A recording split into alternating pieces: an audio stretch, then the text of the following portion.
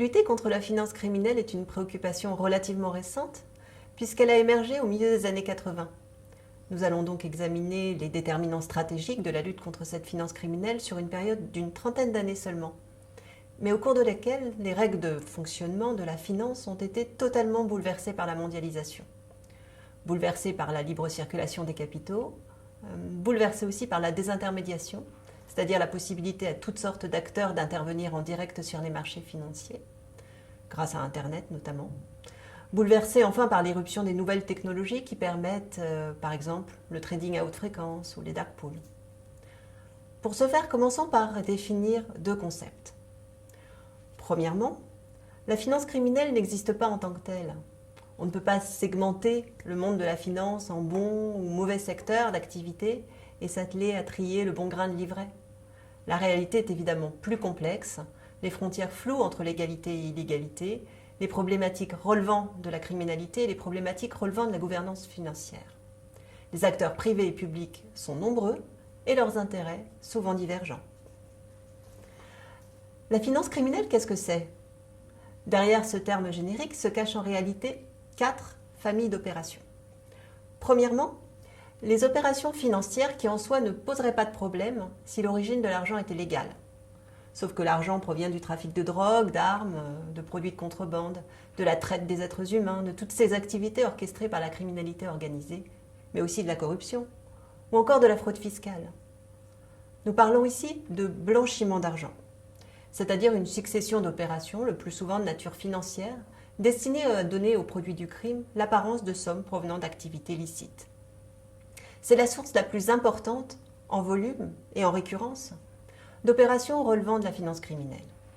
S'agissant de trafic ou de crimes par définition occulte, l'estimation des montants blanchis chaque année dans le système financier international est extrêmement difficile à réaliser. Sans entrer dans des querelles de chiffres, retenons que nous parlons ici de sommes qui atteignent chaque année plusieurs centaines de milliards de dollars. Deuxièmement, plus récemment, à la fin des années 90 et surtout depuis les attentats du 11 septembre 2001, la question de la destination de l'argent s'est invitée dans la lutte contre la finance criminelle. Comme pour le blanchiment d'argent, les opérations financières ne poseraient pas de problème en elles-mêmes. Si les sommes en jeu n'avaient pour objectif le soutien à des organisations terroristes ou la commission d'actes de terrorisme. Cette transparence exigée quant à la destination de l'argent s'applique également au financement de la prolifération des armes de destruction massive. Troisième famille, les crimes et délits financiers. Un exemple emblématique, les célèbres et classiques pyramides spéculatives, dont le mode de croissance consiste à rémunérer les investisseurs qui y placent leurs capitaux avec les fonds des nouveaux entrants et à un taux plus attractif que celui du marché pour attirer toujours plus de participants.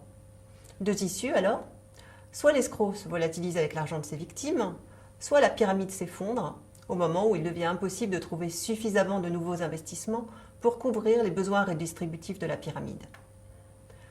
Vous aurez reconnu dans ce schéma un de ces derniers avatars, l'affaire Madoff, président d'une grande société d'investissement de Wall Street, dont l'effondrement en décembre 2008 a laissé un trou de plusieurs dizaines de milliards de dollars. Cette faillite a évidemment causé des dégâts considérables parmi ses clients privés et institutionnels. Et même si les pyramides financières sont vieilles comme la finance, l'ampleur était cette fois inédite, car la fraude a été démultipliée par l'effet de levier de la mondialisation financière. En outre, la frontière est parfois floue entre ce qui est légal, ce qui est possible en pariant que ça ne deviendra pas illégal, etc. Il se trouve que parmi les financiers et les institutions financières, certains ou certaines enfreignent, plus ou moins délibérément, les règles de fonctionnement édictées par leurs autorités de tutelle. Les conséquences, une sanction individuelle qui vient frapper un trader dévoyé, ou plus grave, des pénalités lourdes, très lourdes, infligées à des institutions bancaires, parfois de premier plan, convaincues d'opérations illégales comme la violation d'embargo ou encore la manipulation de taux. Quelques procès récents et retentissants ont donné lieu à de très fortes amendes pour de telles infractions. Chacun prend son risque. Gagne ou perd, la rémunération est en fonction du risque. Un raisonnement classique en finance. Oui, mais la dimension stratégique s'invite lorsque les grandes banques ont un poids tellement déterminant dans un pays qu'on ne peut imaginer les abandonner à la sanction de la justice ou des marchés. Too big to fail, disent les anglo-saxons avec pragmatisme. La quatrième et dernière catégorie est sans doute la plus difficile à comprendre. C'est d'ailleurs en jouant sur cette difficulté que certains grands délinquants financiers profitent du système. Une des extraordinaires capacités de l'ingénierie financière moderne est de pouvoir élaborer des produits financiers qui vont paraître de bonne qualité, alors qu'ils portent en eux-mêmes des facteurs de risque considérables, et parfois des ingrédients frauduleux. On prend souvent une analogie alimentaire. Dans le plat préparé qui paraît appétissant, un des ingrédients peut s'avérer frelaté et susceptible d'intoxiquer tout le monde. La crise des subprimes est une illustration inquiétante des dégâts qui peuvent être provoqués par une créativité financière non maîtrisée, prospérant dans cette zone grise. Ainsi, dans cette crise des subprimes, trouve-t-on non seulement des dérives relevant d'un défaut de régulation financière, mais aussi des fraudes caractérisées. L'enchevêtrement des problématiques entre ce qui relève de la gouvernance financière et ce qui relève de la répression de la criminalité en col blanc rend l'action coordonnée des États très complexe. Après la survenance des crises, lorsqu'il s'agit d'intervenir en pompier, et plus encore pour prévenir les crises. Il est nécessaire de tracer des frontières claires et précises permettant de définir ce qui devrait théoriquement relever de la responsabilité de chacun. Les États, régulateurs nationaux, régulateurs internationaux, law enforcement. La difficulté à le faire entretient finalement un flou qui profite non seulement aux escrocs, qui prospèrent sur le dos des vides juridiques, mais aussi aux États eux-mêmes, en ce qu'ils contribuent à les déresponsabiliser. Blanchiment d'argent de provenance criminelle, financement du terrorisme ou de la prolifération, violation des règles prudentielles ou de bon fonctionnement des marchés financiers, exploitation de vides juridiques préjudiciables à l'équilibre du système financier international, voilà 4 incarnations de la finance criminelle, de nature, de volume et donc d'impact très différents, et par conséquent pour lesquels les stratégies de lutte devraient être adaptées. Avant d'y venir, introduisons un deuxième concept liminaire, celui de la nature géopolitique de l'argent. Pourquoi géopolitique ? Eh bien parce que l'argent, lorsque l'on parle de centaines de milliards injectés chaque année dans le système financier international, est une ressource que les États vont chercher à capter. Souvenons-nous que chaque opération financière génère un produit financier et que les banques, comme les marchés financiers, sont soumis à une compétition que la mondialisation et la levée des entraves à la circulation des capitaux ne fait que rendre plus aiguë. L'argent donc est à la fois une ressource, mais aussi une arme que les États utilisent lorsqu'ils veulent sanctionner un pays soumis à un embargo ou un groupe ciblé dont les avoirs sont gelés voire confisqués. Enfin, l'argent peut constituer une menace lorsqu'il circule dans le système financier international à la faveur de véhicules financiers qui échappent à la réglementation. Avec cette grille de lecture géopolitique, nous allons distinguer 4 grands groupes de pays acteurs. Premier groupe, les grands pays. En gros, les pays de l'OCDE, qui disposent de ressources d'économies diversifiées. Ils ont globalement intérêt à ce que la régulation financière fonctionne et à ce que la lutte contre les dérives criminelles de la finance soit entravée. Dans la réalité, le tableau est plus subtil, car parmi ces pays, certains s'inscrivent dans des traditions plus ou moins libérales, certains constituent des places financières de premier plan. La City, pour ne citer qu'elle, contribue ainsi très clairement à la prospérité du Royaume-Uni.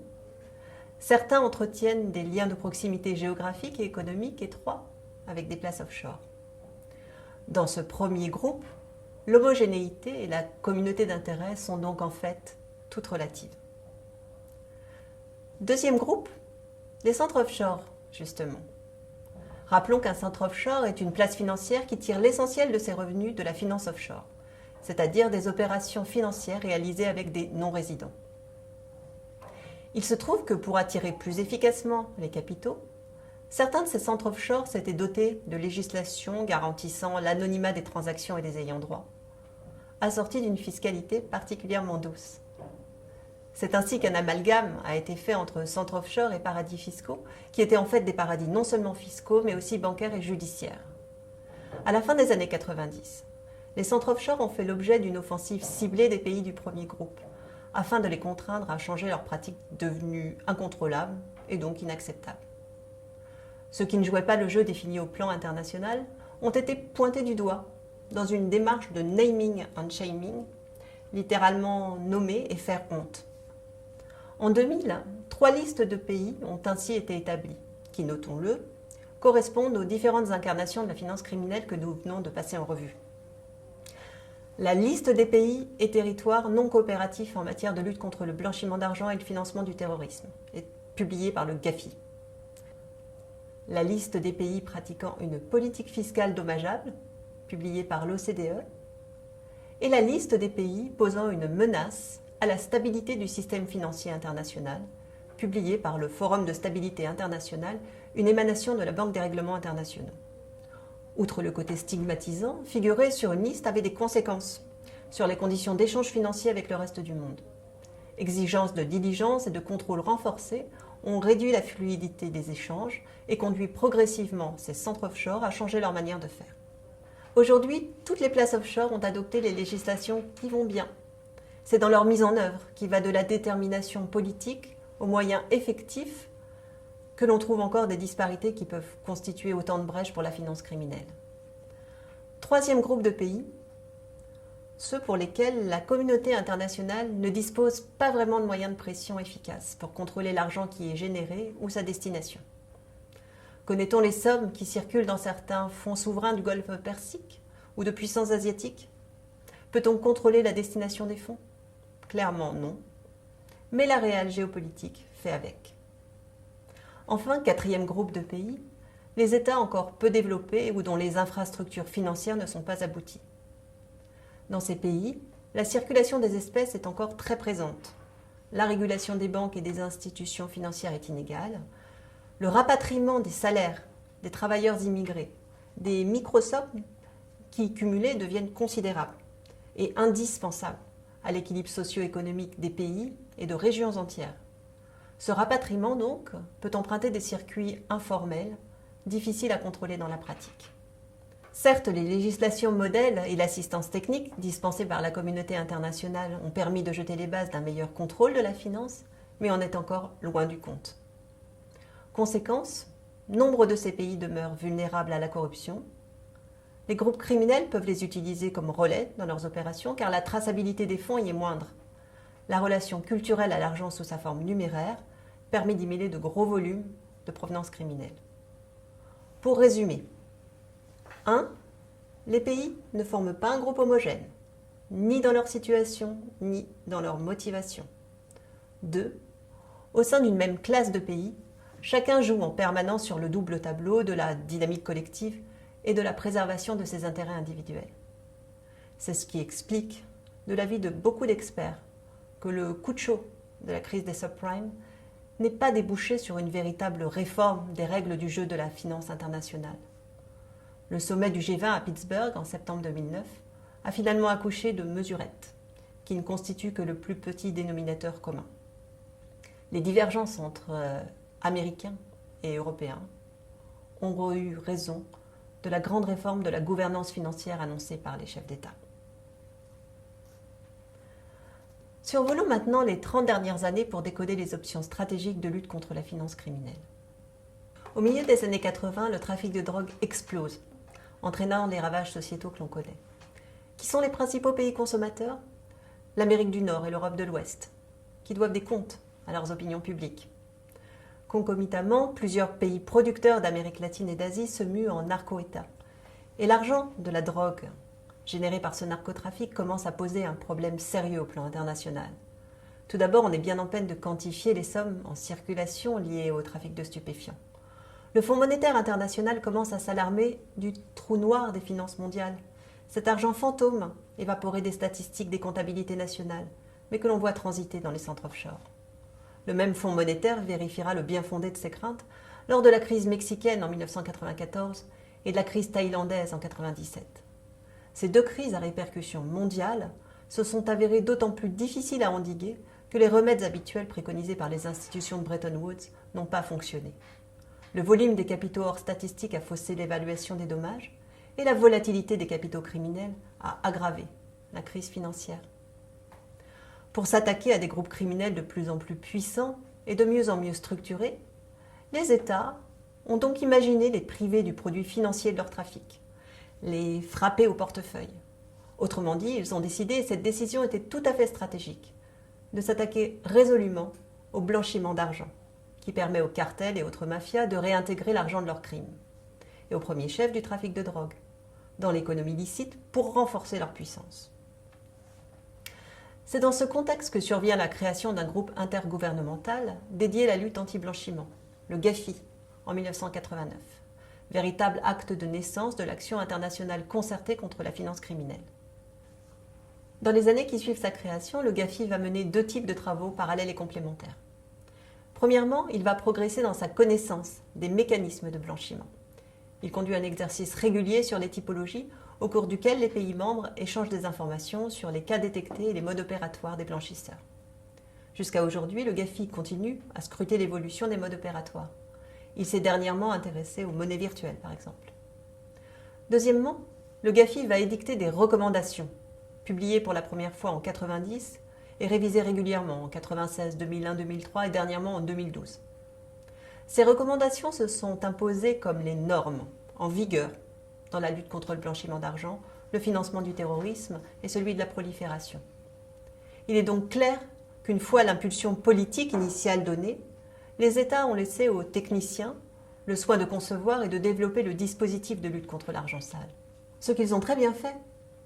Les techniciens produisant naturellement des normes, la machine à normer s'est mise en place et s'est développée à un rythme soutenu, très efficace au début avant de s'essouffler et de montrer ses limites. Parce que l'amélioration de la norme joue maintenant à la marge. Pendant la décennie 90, deux mouvements parallèles vont ainsi progresser et venir renforcer la lutte contre la finance criminelle. Premièrement, la liste des infractions sous-jacentes au blanchiment d'argent a été élargie, du narcotrafic initial à tous les produits du crime, mais également à la corruption et à la fraude fiscale. Deuxièmement, la liste des assujettis aux législations s'est elle aussi étendue pour englober toutes les catégories de professionnels susceptibles d'être acteurs ou conseils d'opérations de blanchiment d'argent. Puisque les projecteurs étaient braqués sur les institutions financières, banques, assurances, etc., les blanchisseurs ont fait appel à de nouveaux types d'intermédiaires, comptables, avocats, gestionnaires de patrimoine, notaires, agents immobiliers, etc. Du coup, les législations ont été progressivement amendées pour inclure ces catégories de professionnels, ce qui n'a pas toujours été simple. À la fin des années 90, la lutte anti-blanchiment a donc beaucoup progressé. Des régimes de lutte contre l'argent sale ont été développés dans quasiment tous les pays du monde, construits sur un même triptyque. 1. La prévention. 2. La détection des transactions douteuses et la déclaration des soupçons aux autorités adéquates. Et 3. La répression, par les efforts portés sur la coopération policière et judiciaire. 10 ans après la chute du mur de Berlin, les États ont donc bien compris que la mondialisation s'accompagnait d'une face noire qu'il était impératif de maîtriser, au moins partiellement.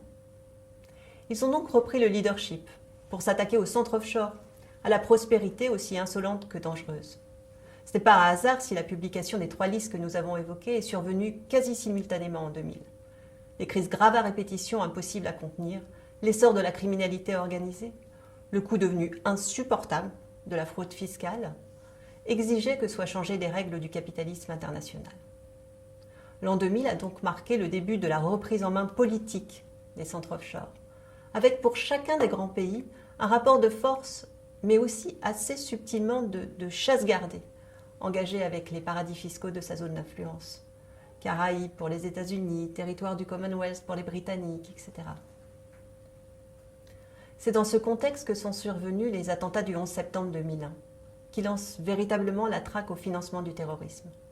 Ce qui s'est joué au moment du 11 septembre illustre bien le décalage possible entre la règle de droit, dont l'élaboration est le plus souvent affaire de techniciens du law enforcement, et son application effective, qui suppose un leadership et une volonté politique. Après les attentats terroristes survenus au Kenya et en Tanzanie en août 1998, une convention internationale pour la répression du financement du terrorisme avait été rédigée et proposée aux Nations Unies, à l'initiative de la France, puis adoptée par l'Assemblée générale en décembre 1999.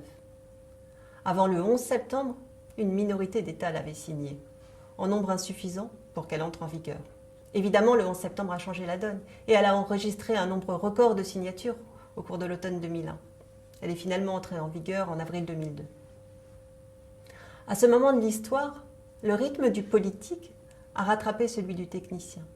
Et il l'a même en quelque sorte devancé, car les pays occidentaux, États-Unis en tête, ont survendu la possibilité d'attraper les terroristes d'Al-Qaïda en suivant la piste financière. Dans la réalité, la lutte contre le financement du terrorisme s'est avérée complexe et elle a généré un certain nombre d'effets pervers, dont les deux principaux sont sans doute un engorgement de la machine anti-blanchiment, ainsi qu'une altération de la relation avec les banques. Sommées de contrôler l'origine de l'argent, sa destination, pour des montants de plus en plus faibles, elles cachent mal leur exaspération. Sans compter les injonctions à geler les comptes de personnes privées ou morales figurant sur des listes officielles, source d'homonymie et de confusion sans fin et qui leur coûtent très cher.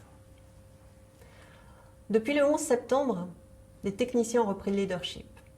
Les dispositifs en place pour lutter contre le blanchiment des capitaux et le financement du terrorisme ont été quasi mécaniquement élargis à la lutte contre le financement de la prolifération des armes de destruction massive. Par ailleurs, les secteurs de la finance soumis à une régulation sont de plus en plus surveillés et normés. Mais paradoxalement, plus la finance régulée est soumise à des normes et des contraintes tellement nombreuses qu'elles en deviennent parfois contre-productives et même dysfonctionnelles, trop de règles, tu la règle, plus l'absence de régulation dans d'autres pans du système financier devient criante.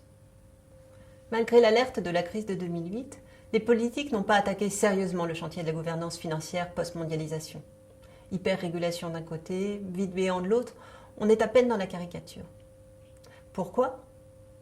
En partie, comme on l'a dit, parce que l'argent constitue cette ressource géopolitique que les États cherchent avant toute chose à attirer, à capter, à contrôler. Parce que le secteur financier est pour ce faire un allié puissant et influent. Et parce que le crime y paie presque toujours. Et en tout cas, profite à beaucoup.